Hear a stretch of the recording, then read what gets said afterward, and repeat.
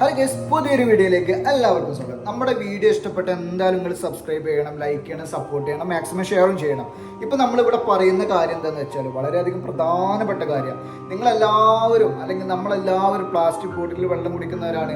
അപ്പോൾ ഇത്തരം plastic bottle അതിൻ്റെ ക്വാളിറ്റിയോ അല്ലെങ്കിൽ അതിൻ്റെ ഗുണമേന്മ ഒന്നും തന്നെ നമ്മളാരും അന്വേഷിക്കാറില്ല. കിട്ടിയ ബോട്ടിൽ വെള്ളം നിറച്ച് കൊണ്ടുപോകുന്ന ഒരു പ്രകൃതക്കാരാണ് മിക്കവാറും എല്ലാ മലയാളികളും.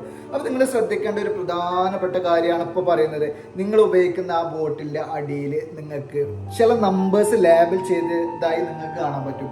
അതിൽ 1 എന്നുള്ള നമ്പറാണ് നിങ്ങൾ ഉപയോഗിക്കുന്ന ബോട്ടിൻ്റെ അടിയിൽ എന്നുണ്ടെങ്കിൽ ആ ബോട്ടിൽ നിങ്ങൾക്ക് ഒരേ ഒരു പ്രാവശ്യം മാത്രമേ യൂസ് ചെയ്യാൻ പറ്റുള്ളൂ. അതിലേറെ യൂസ് ചെയ്യുന്നത് വൻ ഡേഞ്ചറാണ്.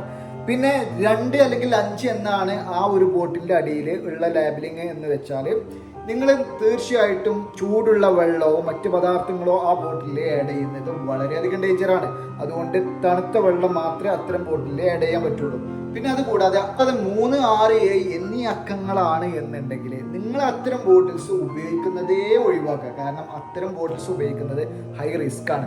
അതുകൊണ്ട് നിങ്ങൾ എല്ലാവരും ശ്രദ്ധിക്കുക, വളരെയധികം ശ്രദ്ധിക്കേണ്ട കാര്യമാണ്. നിസ്സാരമാണെന്ന് തോന്നുന്നെങ്കിലും വളരെയധികം ശ്രദ്ധിക്കുക. ക്യാൻസർ പോലെയുള്ള മാറാത്ത രോഗങ്ങളിൽ നിന്ന് രക്ഷപ്പെടാനുള്ള മാർഗങ്ങളാണ് ഇത്തരം ടിപ്സുകൾ.